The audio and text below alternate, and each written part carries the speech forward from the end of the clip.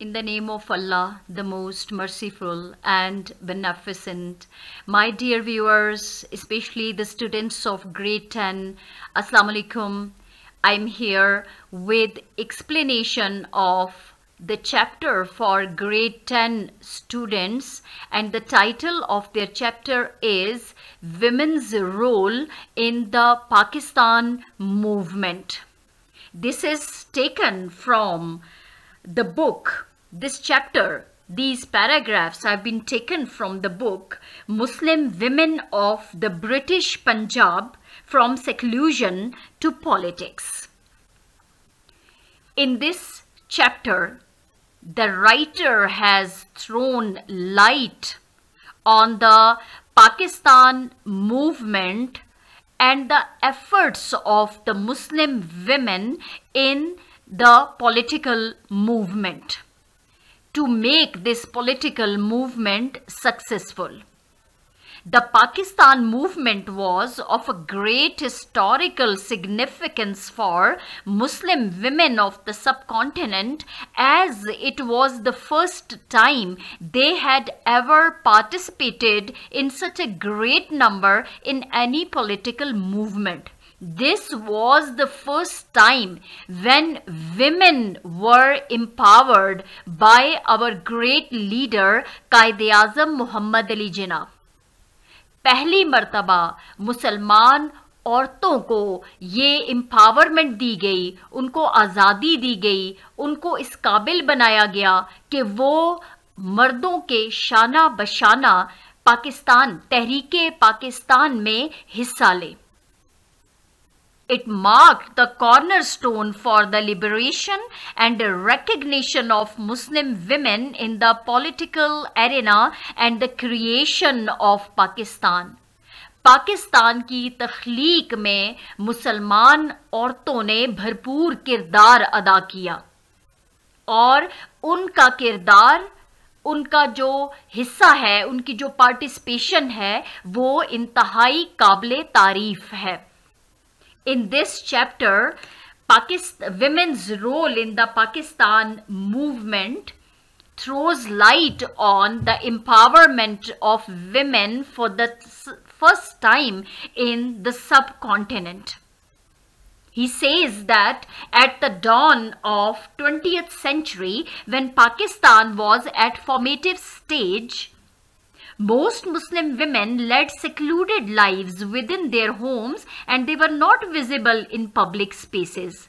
A handful of women emerged during the Khilafat movement that starts from 1919 to 1922, a pan-Islamic movement for the restoration of the caliphate in Turkey.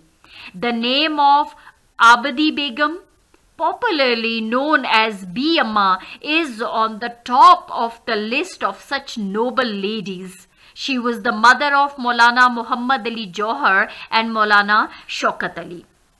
20वीं सदी के शुरू में जब पाकिस्तान तश्कीली मरहले पर था, बहुत सी मुसलमान ख़वातीन ने अपने घरों में गोशा नशीनी की जिंदगियां गुजारी और अवामी जगहों पर वो बहुत ही कम नज़र आती थी या बिल्कुल नज़र नहीं आती थी.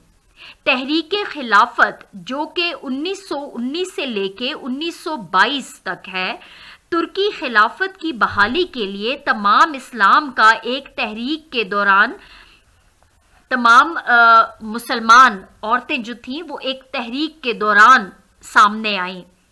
इन्हीं खवातीन की फहरिस्त में आबदी बेगम, जो बी अम्मा के नाम से मशहूर थी, वो सरे फहरिस्त थी. वो आप मौलाना मोहम्मद अली जौहर और मौलाना शौकत अली की वालदा माजिदा थीं. It was Quaid-e-Azam who brought about a social revolution in the emancipation and empowerment of Muslim women. ये Quaid-e-Azam थे जिन्होंने मुसलमान ख़वातीन की आज़ादी और खुद मुख्तारी में एक समाजी इनकलाब बर्पा कर दिया. He repeatedly stressed the importance of women as equal partners of men if the Muslims of India were to achieve the dream of a separate homeland.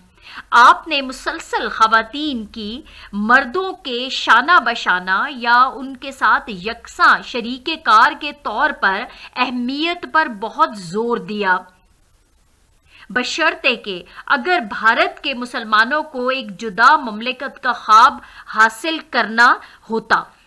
He says that अगर हिंदुस्तान के मुसलमानों ने एक इलादा ममलिकत हासिल करनी है तो उन्हें औरत की जो इम्पोर्टेंस है, उसकी जो अहमियत है, उसको समझना होगा। Fatima Jinnah was always at his side as visible symbol, advising and participating in all the political activities of Quaid-e-Azam. Quaid-e-Azam की तमाम सियासी सरगर्मियों में हिस्सा लेने और मशवरा देने के लिए फातिमा जिन्ना हमेशा एक वाज़े निशानी के तौर पर आपकी जानिबदार थी, आपके साथ साथ रहीं। And she was the symbol of women liberation in the subcontinent. However, the real game changer was the Muslim League session at Patna in 1938.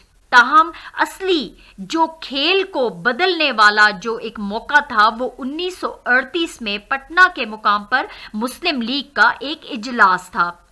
Quaid-e-Azam, who was reorganizing and revitalizing the Muslim after his return from England in 1934, created All India Muslim Women's Subcommittee of the Muslim League.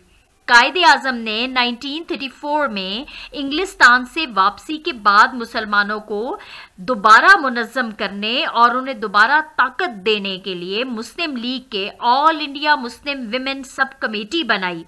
उन्होंने all India Muslim women sub committee को तश्कील दिया। By the mid-40s, a galaxy of women had emerged in the leadership of the Muslim League, organizing and mobilizing women workers in the cities and also at the district level. 40 की दहाई में मुसलमान ख़वातीन कारकुनों को शहरों और ज़िली सतह पर भी तहरीक को मुनज़्ज़म करने के लिए उनको भेजा गया और मुस्लिम लीग की क़यादती किरदार में ख़वातीन का एक ग्रुप नमूदार हुआ। Some of the more prominent names that emerged were जहारा Shahnawaz. आप अपनी स्क्रीन पे राइट साइड पे टॉप पे जहारा शाहनवाज की तस्वीर देख सकते हैं। बेगम सलमा तसद्दुक, ऊपर वाली रो में दरमियान वाली जो पिक्चर है उसमें आप बेगम सलमा तसद्दुक के इमेज को देख सकते हैं।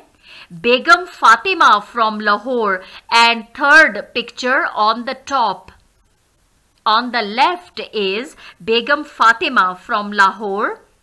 Then on the right side below the above picture is Shaista Ikramullah from Bengal. Then in the middle she is Zari Sarfraz from Khyber Pakhtunkhwa, and Lady Abdullah Haroon from Sindh is on the left side here. From the left side she is on the first in the second line.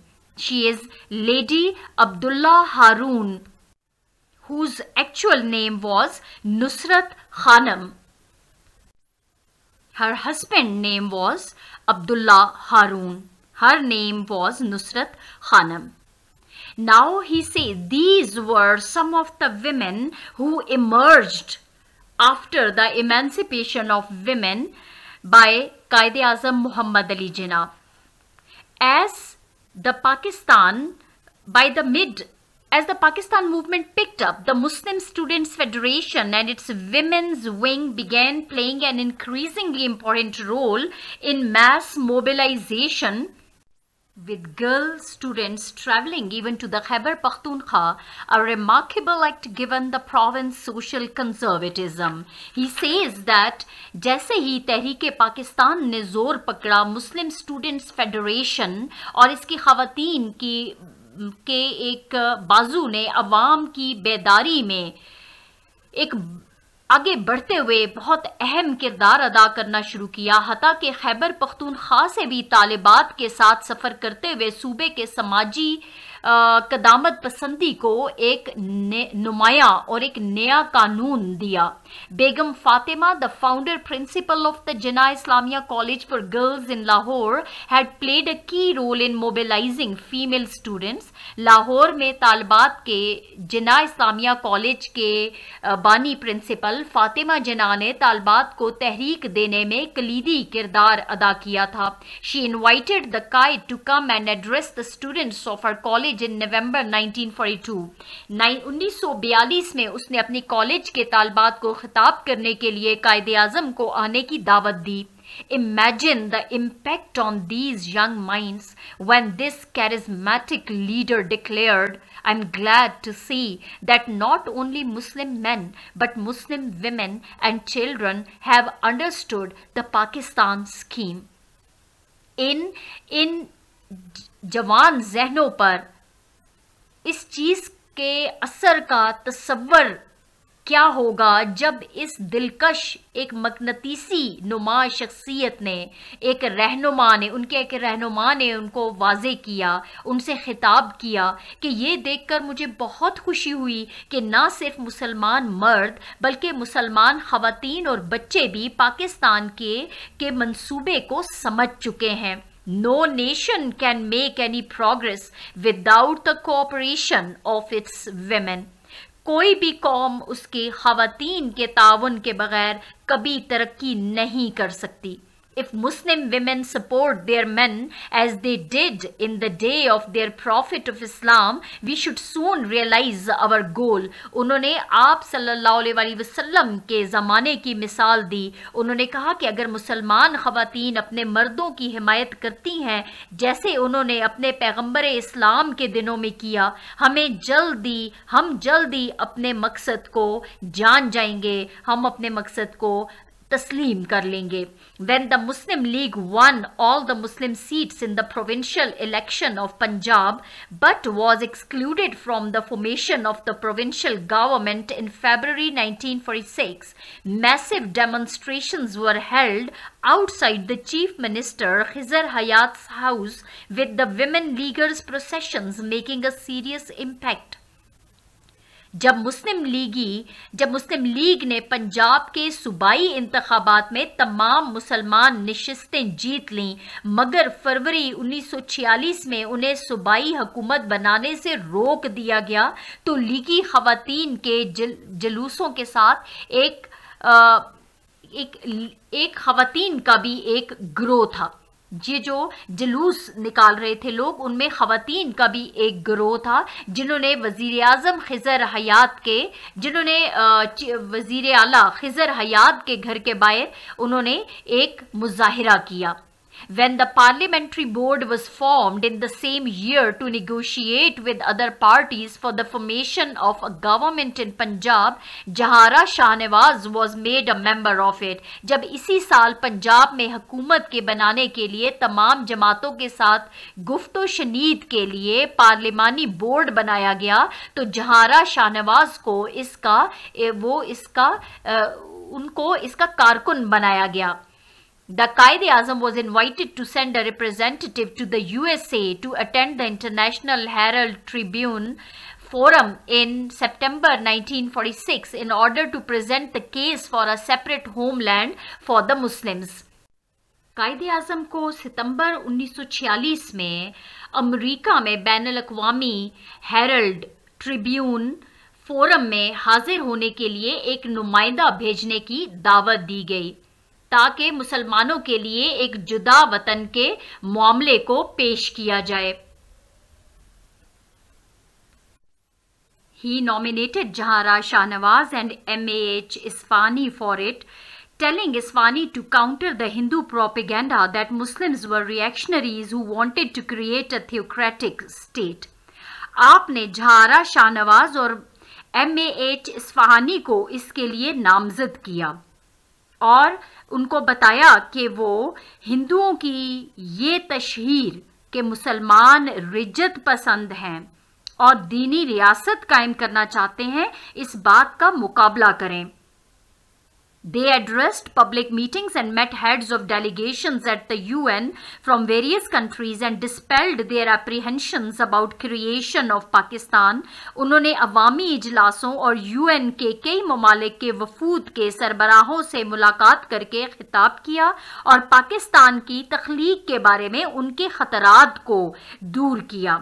Isfahani wrote of Begum Shahnawaz, the Begum, an experienced parliamentarian, made quite an impression on the audience with her fluent speeches. Isfahani ने बेगम शाहनवाज के बारे में लिखा कि बेगम एक तजर्बाकार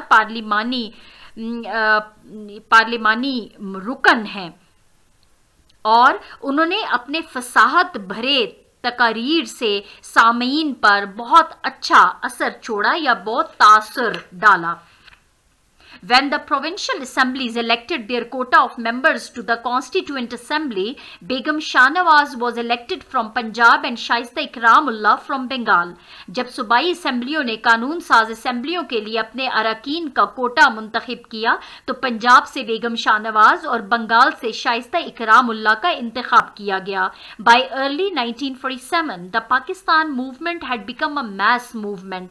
1947 के इब्तिदा में तहरीक पाकिस्तान एक अवामी तहरीक बन चुकी थी. An intelligence report quoting the Daily Dawn reported that on 2nd February, the Frontier Women's Provincial Muslim League held its annual session in Peshawar, which attended by 1,000 burqa-clad women. एक खुफिया खबर के मुताबिक डेली डॉन ने खबर जारी किया था कि 2 फरवरी को पेशावर में सूबा सरहद की खवातीन के सूबाई मुस्लिम लीग ने अपना सालाना इजलास मुनक्कद किया जिसमें हजारों बुरका पोश खवातीन ने शिरकत की. By April groups of women leaguers were touring the frontier for the frontier women sub committee had asked for help from the Punjab women leaguers. अप्रैल से लीगी खवातीन की ग्रोहों ने सूबा सरहद का दौरा किया क्योंकि सूबा सरहद के खवातीन की ज़ेली कमेटी ने पंजाब के लीगी खवातीन की मदद के लिए कहा था. Mrs Kamaluddin from Punjab addressed the women of Kohat from the Muslim League office through a loudspeaker. Punjab से मिसेस कमालुद्दीन ने मुस्लिम लीग के दफ्तर से लाउड स्पीकर के जरिए कोहाट की खवातीन से खिताब किया. Lady Haroon had toured the frontier province as far back as October 1945, accompanied by a group of women that included Begum Hakim, the president of Bengal Muslim League. Lady Haroon ने यहाँ तक कि 1945 में खवातीन के गिरोह के साथ बशमूल मुस्लिम लीग बंगाल की सदर बेगम हकीम सूबा सरहद का दौरा किया. The valiant act of Muslim Leaguers' heroism was in February on March 1947 when one young woman climbed on top of the Punjab Secretariat, removed the Union Jack and hoisted the Pakistani flag. लीगियों की शुजात का फरवरी या मार्च 1947 में खातून का दिलेराना बहुत बहादुरी का एक अमल था जब एक जवान खातून पंजाब सेक्रेटेरिएट की छत पर चढ़कर यूनियन जैक यानी इंग्लिस्तान और हॉलैंड का मुश्तरका झंडा था वो झंडा उसने उतार दिया और वहां पर पाकिस्तान का झंडा लहरा दिया. The Qaid not only transformed the Muslim League into an effective mass organization in just under 13 years, but also brought about a social revolution, bringing Muslim women out of their homes, schools and colleges onto the streets as activists and effective parliamentarians. कायद ने न सिर्फ 13 साल में मुस्लिम league को एक मुअस्सर अवामी तंजीम में तब्दील किया बल्कि मुसलमान खवातीन को घरों, स्कूलों, कॉलेजों से बासर पार्लिमानी और समाजी कारकुनों के तौर पर गलियों में लाकर एक समाजी इनकलाब बर्पा कर दिया. Since then there has been no turning back for the women of Pakistan. तब से पाकिस्तान की खवातीन के लिए पीछे मुड़ने का कोई रास्ता नहीं है. अब वो आगे ही बढ़ती चली जा रही हैं. This was all about the chapter Women's Role. This chapter is based on the book Muslim Women of the British Punjab from Seclusion to Politics. by Dr. Dashka. In this chapter, writer throws light on the women's contribution in the creation of Pakistan, and it was Quaid-e-Azam who brought about social revolution in the emancipation and empowerment of Muslim women. कायदे आज़म ने ही मुसलमान औरतों की आज़ादी और उनको ताकत देने के लिए, उनको मजबूत बनाने के लिए एक समाजी इनकलाब बर्पा किया. He repeatedly stressed upon the importance of women as equal partners of men. If the Muslims of India wanted to achieve the dreams of a separate homeland, उन्होंने बार बार कहा कि अगर मुसलमान एक अलग ममलिकत हासिल करना चाहते हैं तो उनकी औरतों को उनके शाना बशाना किरदार अदा करना होगा. For this purpose, Quaid-e-Azam created the All India Muslim Women's Subcommittee of the Muslim League in 1934. Most of the women emerged in the leadership role like Jahara Shahnawaz, Begum Salma Tasadduq Hussain and Begum Fatima from Lahore, Shaista Ikramullah from Bengal, Zari Sarfaraz from Khyber Pakhtunkhwa and Lady Abdullah Haroon from Sindh. Quaid-e-Azam, while addressing the female students in Jinnah Islamia College for Girls in Lahore, said, "No nation can make any progress without the cooperation of its women." अपनी औरतों के तावन के बगैर कोई कौम तरक्की नहीं कर सकती. If Muslim women support their man, अगर मुसलमान औरतें अपने मर्दों से तावन करेंगी, उनकी हिमायत करेंगी, as they did in the days of their prophet of Islam, जब इस्लाम के पैगंबर के ज़माने में उन्होंने किया था. We should soon realise our goal, हम जल्दी अपने मकसद को जान जाएंगे. Quaid-e-Azam nominated Jahara Shahnawaz and M.A.H. Isfahani as representatives of Pakistan in the International Herald Tribune Forum in order to present the case for a separate homeland for the Muslims. मुसलमानों के लिए कि लादा सरजमीन का जो मामला है उसको पेश करने के लिए कायद-ए-आज़म ने जहारा शाहनवाज को और M.A.H. इस्फहानी को पाकिस्तान का नुमाइंदा बना के भेजा. Begum made a great impression on the audience with her fluent speeches, और बेगम ने नाजरीन पर अपनी बहुत ही पुरअसर जो तकारीर थी उन पे एक नाजरीन पे एक तासुर छोड़ दिया. Last but worth mentioning the brave act of a young woman who climbed on the top of Punjab secretariat, removed the Union Jack. उन्होंने बरतानिया और हॉलैंड का जो मुश्तरका झंडा था पंजाब सेक्रेटेरिएट से वो हटाया and hoisted the Pakistani flag, और पाकिस्तान का झंडा लहरा दिया. Quaid-e-Azam brought a social revolution. Quaid-e-Azam ने एक समाजी इनकलाब बर्पा किया, bringing Muslim women out of their homes, schools and colleges on to the streets as activists. वो एक कारकुन बनी एंड इफेक्टिव पार्लियामेंटेरियंस और पार्लिमानी मेंबर्स बन गई. Since then there is no turning back for the women of Pakistan. उस वक्त से पाकिस्तान की औरतें तरक्की कर रही हैं और जिंदगी के हर शोबे में अपना मजबूत और मस्बत किरदार अदा कर रही हैं. Question number 1 is, how did Quaid-e-Azam empower and emancipate the Muslim women of the subcontinent? बरे सगीर की मुसलमान औरतों को कायद-ए-आज़म ने कैसे आज़ादी और खुद मुख्तारी अता की, उनको कैसे मजबूत बनाया? Your answer must be, Quaid-e-Azam brought about a social revolution in the emancipation and empowerment of Muslim women.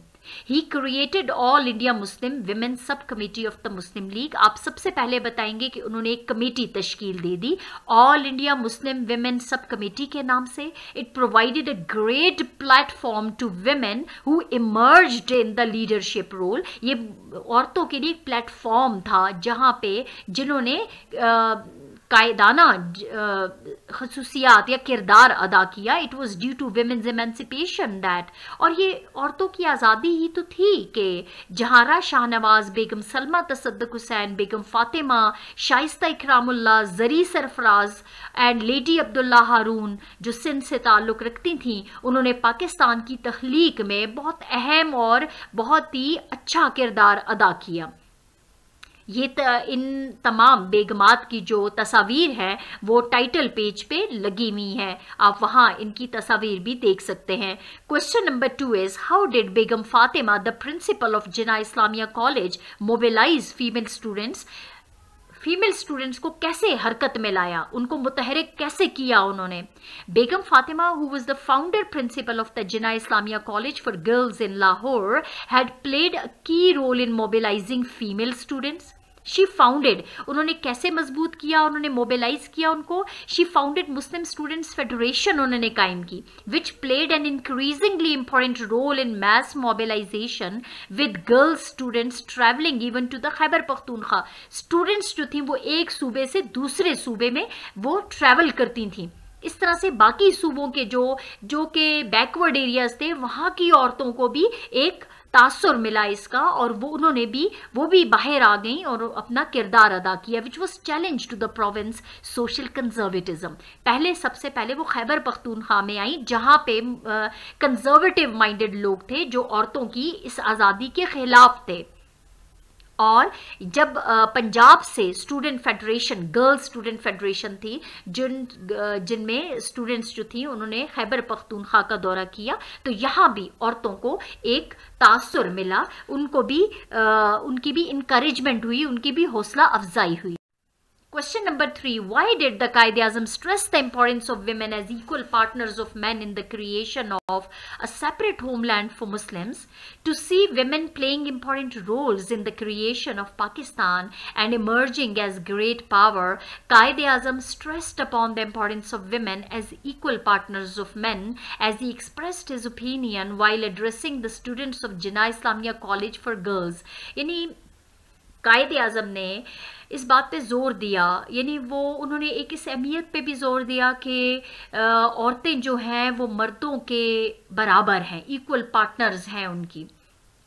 और इस्लामिया कॉलेज, जिन्ना इस्लामिया कॉलेज में खिताब के दौरान उन्होंने अपने इस ख्याल का इजहार किया, no nation can make any progress without the cooperation of its women.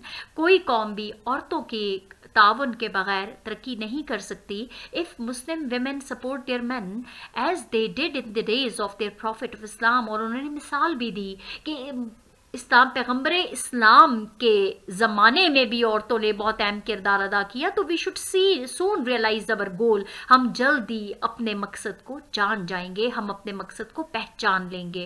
Question number 4. Describe the role of women in the Pakistan movement, highlighting their love and aspirations for the new homeland. The women played great roles side by side their men, advising and participating in all the political activities of Quaid-e-Azam in the creation of Pakistan. Pakistan की तख्लीक में कायद-ए-आज़म की जितनी भी सियासी जो activities थी, जो उनके प्रोग्राम्स थे, उनमें औरतों ने हिस्सा भी लिया। वो अपने मर्दों को साथ साथ एडवाइस भी करती गई, मशवरे भी देती गई। They joined all India Muslim women sub committee of the Muslim League. औरतों ने मुस्लिम लीग की जो औरतों की कमेटी बनी उसमें शमूलियत इख्तियार की। These women further organised and mobilised women workers, और आगे फिर इन्होंने मोबिलाइजेशन शुरू कर ली और ज़्यादा ऑर्गेनाइजेशंस बनाई in the cities and also at the district level, और ज़िली सतह पर भी उन्होंने मुख्तलिफ़ किस्म की कमेटीज़ बनाई। They defended Muslims in the International Herald Tribune forum, जैसा कि बेगम शाहनवाज की एग्जाम्पल दी जाती है कि उन्होंने इंटरनेशनल हेरल्ड ट्रिब्यून फोरम पे भी मुसलमानों का दिफा किया। दे एड्रेस्ड इन पब्लिक मीटिंग्स, वो जो अवामी इजलास होते थे उनमें वो खिताब करती थी। And met the delegation of various countries, और बहुत से ममालिक के जो वफूद थे उनसे भी मिलती थी। They made national and international tours for the sake of the creation of Pakistan.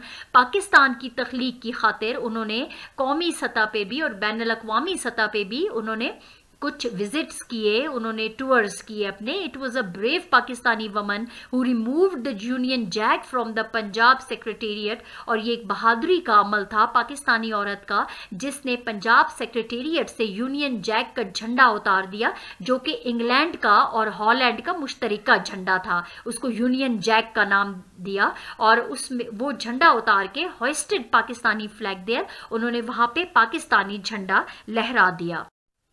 Question number 5. Analyze the third paragraph of the lesson, Women's Role in the Pakistan Movement, and identify the sentences that support the main idea through cause and effect. अब आपने third paragraph पढ़ा जिसमें आपने देखा कि on his return from England कायदे आज़म रीऑर्गेनाइज्ड and रीवाइटलाइज्ड the Muslims. कायदे आज़म ने दोबारा से मुसलमानों को मुनज़्ज़म किया और उनमें एक तहरीक उनके अंदर पैदा की, उनमें एक energy lie. He created all India Muslim women sub committee of the Muslim league. अब आप देखिए सबसे पहले कायदे आज़म ने मुस्लिम लीग की सब कमेटी बनाई।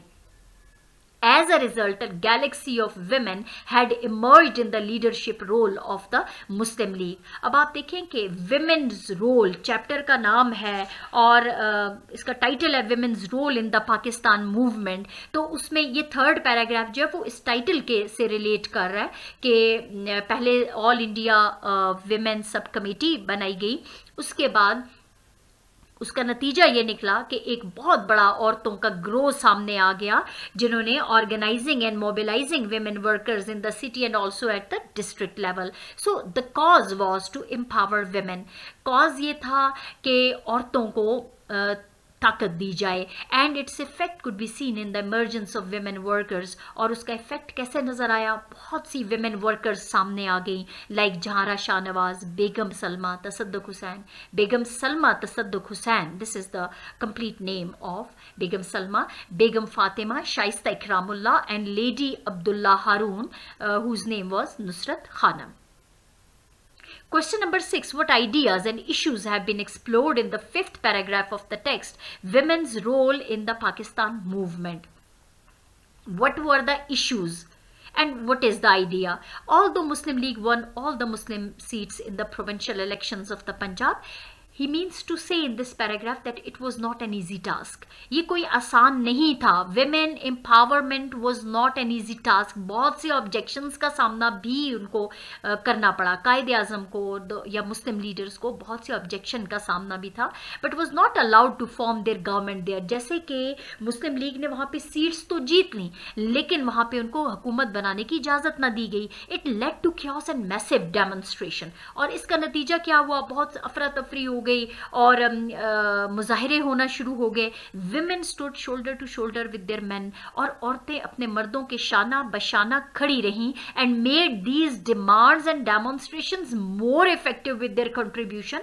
और उनकी कंट्रीब्यूशन से ये जो मुजाहरे हुए, ये जो मुतालबात थे, ये बहुत ज़्यादा पुरअसर हो गए। The writer means to say that women played an active and positive role in the formation of Muslim League government. Muslim League की हुकूमत बनाने में औरतों ने बहुत ही अहम किरदार अदा किया। It was due to the contribution of Muslim women that Muslim League could achieve their political objectives. और मुसलमान औरतों का ही ताउन था, उनकी ही कंट्रीब्यूशन थी कि मुस्लिम लीग अपने जो सियासी मकासद हैं उनको हासिल वो कर सके। Now coming to the exercise, that is adverbs and adverbials. He says that question number 1 is rewrite the complete sentence using the adverb in bracket in its usual position. What is an adverb? बच्चों adverb क्या है? Verb को जो modify करता है word, that is called an adverb. जो आपके action को, एक्शन वर्ड जो है उसको मॉडिफाई करेगा, that is called an adverb. ये तो सिंपल है। आप ये जो ब्रैकेट्स में वर्ड्स दिए हुए हैं इनको आपने सूटेबल पोजीशन पे, I must see a dentist, I must also see a dentist, मुझे भी डेंटिस्ट को देखना चाहिए। I was joking only. I was joking only. Did you both enjoy the film? Did you both? आप both पे stress कर रहे हैं, आप दोनों ने फिल्म को एंजॉय किया। Did you both enjoy the film? Javeria hardly watches TV. मुश्किल से ही वो कभी कभार ही टीवी देखती है। She drives her car carefully. Drives carefully. Hardly watches. अब आप देखिए ये सब वर्ड्स जो हैं, hardly, carefully, both, only, also, ये वर्ब्स को मॉडिफाई कर रहे हैं। Now form adverbs from these adjectives. पहला एडजेक्टिव है perfect and it's adverb is perfectly, lately, quick, quickly, regular, regularly, nice, nicely, terrible, terribly, heavy, heavily, good, goodly, hard, hardly, fantastic, fantastically, quiet, quietly, recent, recently. ly से आपने adverbs बना दिए. ये तमाम जो थे ये एडजेक्टिव्स थे. Regular, late, quick, perfect, quiet, recent, ये तमाम एडजेक्टिव्स थे जिनको आपने एडवर्ब्स में चेंज किया, जो कि हमेशा वर्ब्स को मॉडिफाई करते हैं.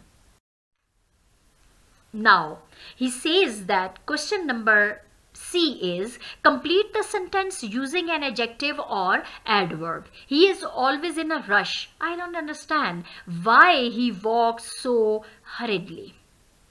Now see, walks hurriedly. Hurriedly is adverb which modifies the verb walks.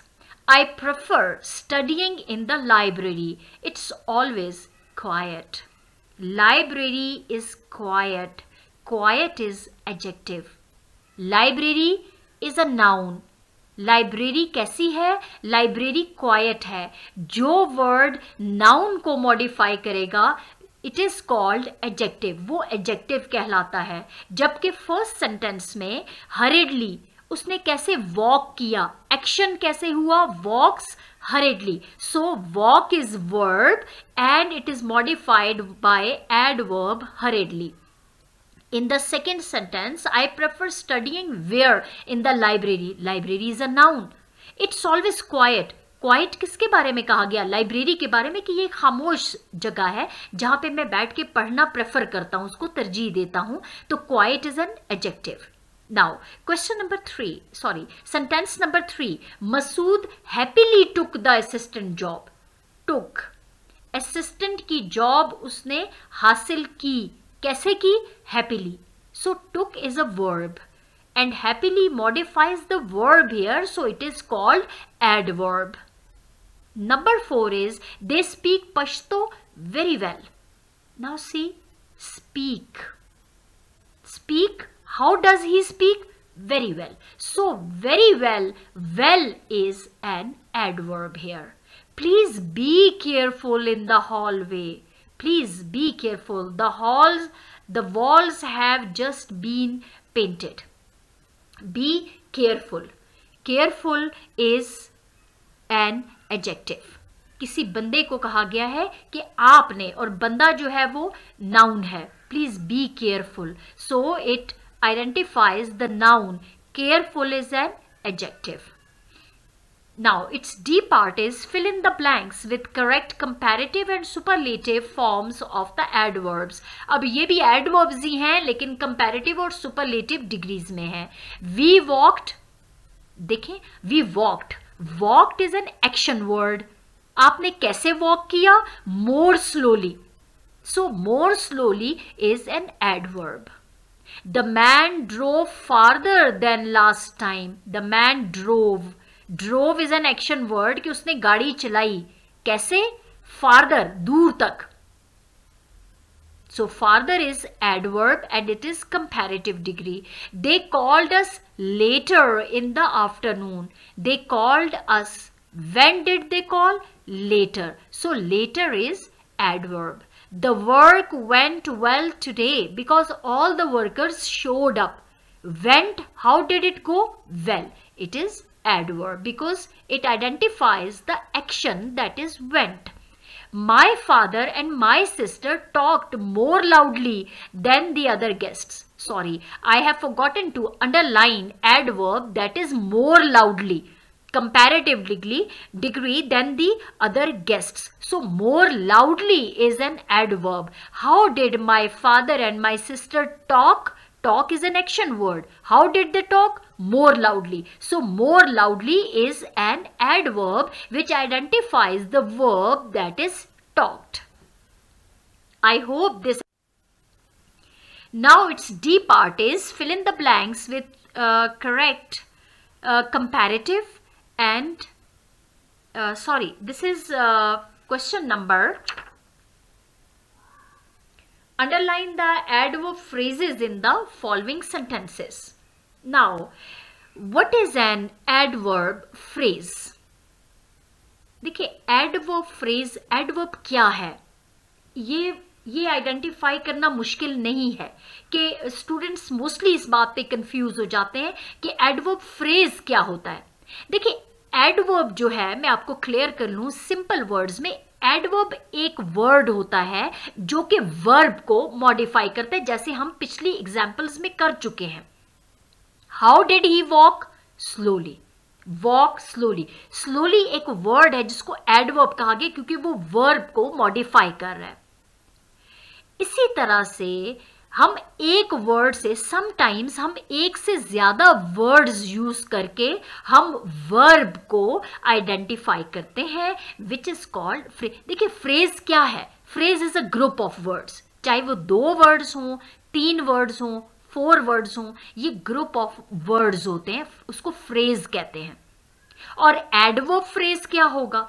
A group of words which qualify the verb, जो कि किसी वर्ब को क्वालिफाई। देखिए, अगर मैं ये कहूं कि ही वॉक्स स्लोली, अब मैंने एक वर्ड स्लोली यूज किया वॉक के लिए कि वो कैसे चलता है, आहिस्ता से चलता है। अगर मैं इसी को ऐसे लिखूं कि ही वॉक्स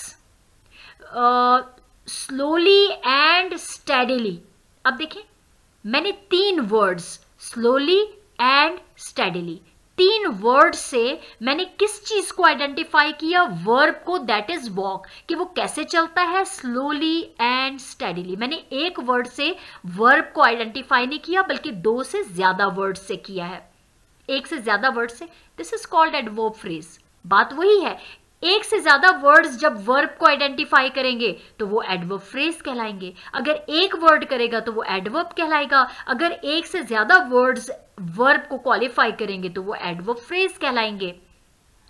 अब आप देखें, फर्स्ट स्टेटमेंट देखें अपने सामने आप स्क्रीन पे, वी हरीड, हम जल्दी से गए। वी हरीड, कहां गए? Down the street. अगर मैं एक वर्ड यहां पे यूज करती, वी हरीड डाउन, तो वो डाउन इज एन एडवर्ब। लेकिन मैंने 3 वर्ड से हरीड को, जो एक्शन वर्ड है, उसको आइडेंटिफाई किया, we hurried down the street. ठीक है, तो ये है एडवर्ब फ्रेज की ग्रुप ऑफ वर्ड्स है ना, एक वर्ड नहीं है डाउन, बल्कि ग्रुप ऑफ वर्ड्स हैं जिसने वर्ब को आइडेंटिफाई किया कि हम कहां भागे, नीचे गली में भाग गए। तो ये group of words is called adverb phrase. ये आप याद रखिए। नाउन फ्रेज क्या होंगे? A group of words which identify nouns, a group of words which identify the verbs, they are called adverb phrases. She was born, वो पैदा हुई, on the very same day as her friend. When did she born? On the very same day. देखिए, बहुत से words हैं जिन्होंने बताया कि वो कब पैदा हुई थी, एक्शन कब हुआ था, on the very same day.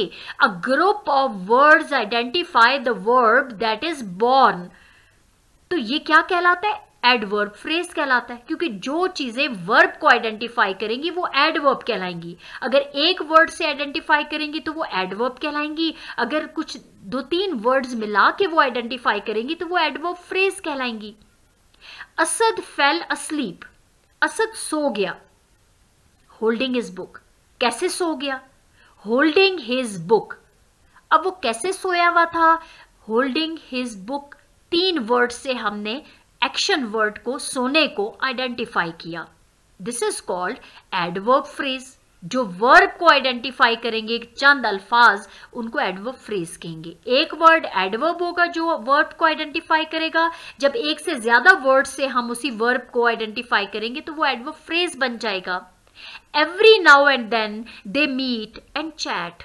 Meet and chat are action words, लेकिन कब? Every now and then.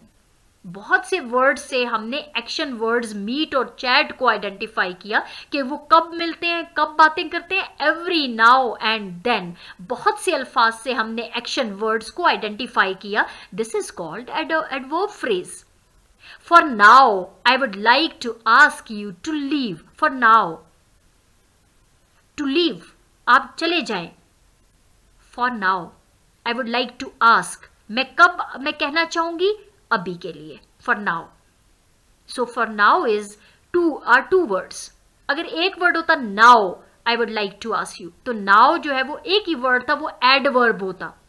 For now is adverb phrase, क्योंकि दो वर्ड से हम एक्शन वर्ड को आइडेंटिफाई कर रहे हैं. This is the simple explanation of adverb phrases. Adverb की पहचान तो आपको है, जो वर्ब को आइडेंटिफाई करेगा, एक वर्ड, उसको आप एडवर्ब कहेंगे. जब एक वर्ड से ज्यादा, 2 से या 3 वर्ड्स को मिला के हम उसी वर्ब एक्शन को आप आइडेंटिफाई करते हैं या एक्सप्लेन करते हैं, तो वो एडवर्ब फ्रेज हो जाएगा. अब एडवर्ब क्लॉज क्या है, इसमें थोड़ा सा डिफरेंस होता है. देखिए, एडवर्ब क्लॉज आपको पहचान हो जाएगी.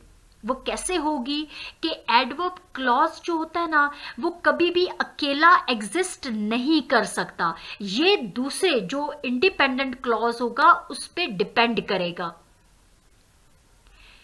सेंटेंस के दरमियान से भी शुरू हो सकता है, सेंटेंस के शुरू में भी आ सकता है, सेंटेंस के एंड में भी आ सकता है. अ ग्रुप ऑफ वर्ड्स, ये भी ग्रुप ऑफ वर्ड्स हैं, जैसे एडवर्ब फ्रेज भी ग्रुप ऑफ वर्ड्स है, क्लॉज भी ग्रुप ऑफ वर्ड्स हैं. It is used to qualify the meaning of adjective, verb, another adverb, or any other type of word phrase, with an exception of determinants and adjectives that directly modify nouns. The clause makers are time. देखें, ये आपको, ये जो adjective clause, adverb clauses हैं, ये आपको time sentence के अंदर शो कर सकते हैं कि when did the action happen, while the action was happening, whenever, as soon as. Concessions ये in spite of, despite, although, even though. Reasons हैं as, because, in case, so. Purpose show कर सकते हैं in order that, so that. Manner show कर सकते हैं as if, as though, like. Place है where, wherever, everywhere. Conditions हैं even if, only if, unless. अब आपको जरा सेंटेंसेस से ज्यादा क्लियर हो जाएगा. देखें, sentence number 1 is underline the adverb clause. Whether you like it or not, चाहे आप इसको पसंद करें या ना करें. You have to go to bed now, अभी आपको सोने जाना ही है. अब आप देखिए, you have to go to bed now, ये एक मुकम्मल जुमला है. अगर आप पहला part whether you like it or not इसको हटा भी दें, तो अगला सेंटेंस आपका you have to go to bed, ये मुकम्मल जुमला है, ये इनकम्प्लीट नहीं है, नामुकम्मल नहीं है. लेकिन आपने एक्शन को कि यू हैव टू गो, आपको जाना होगा, इसको आपने कैसे आइडेंटिफाई किया? वेदर यू लाइक इट और नॉट, चाहे आप इसको पसंद करें या ना करें. This is called adverb clause, whether you like it और नॉट. अब देखें, क्लॉज जो है वो कभी भी अकेला एग्जिस्ट नहीं कर सकता. फॉर एग्जाम्पल, अगर मैंने खाली ये लिख दिया वेदर यू लाइक इट और नॉट, आगे मैंने कुछ नहीं लिखा, तो आप कहेंगे कि टीचर ने क्या कहना चाहा. वेदर यू लाइक इट और नॉट, क्या हम क्या पसंद करेंगे या ना पसंद करेंगे. टीचर ने तो कंप्लीट सेंटेंस बोला ही नहीं है, उन्होंने तो आधा छोड़ दिया सेंटेंस. अब देखें, क्लॉज की यही पहचान है कि क्लॉज अकेला एग्जिस्ट नहीं कर सकता. It always depends on the another complete sentence, part of the sentence or independent sentence. Sentence number 2 is unless you run fast. जब तक तुम तेज नहीं भागोगे, you will miss the bus. आप बस को आपसे बस मिस हो जाएगी, छूट जाएगी. अब देखिए, you will miss the bus, आपसे बस छूट जाएगी. ये तो एक कंप्लीट सेंटेंस है. डिपेंड कौन सा सेंटेंस कर रहा है? अनलेस यू रन फास्ट, ये एडवर्ब क्लॉज है ना, कि आप बस को मिस कर दोगे जब तक आप तेज नहीं भागोगे. यहां भी एडवर्ब क्लॉज में भी एक्शन है, लेकिन ये डिपेंड कर रहा है दूसरे सेंटेंस पे. Sentence number 3, once they saw the car coming. देखिए, ये इनकम्प्लीट है. Once they saw the car coming, एक मरतबा जब उन्होंने कार को आते देख लिया. The birds flew away from the street, तमाम परिंदे जो हैं वो गली से उड़ गए. Once they saw the car coming, देखिए एडवर्ब फ्रेज है. कब परिंदे उड़े? जब उन्होंने कार को आते हुए देखा.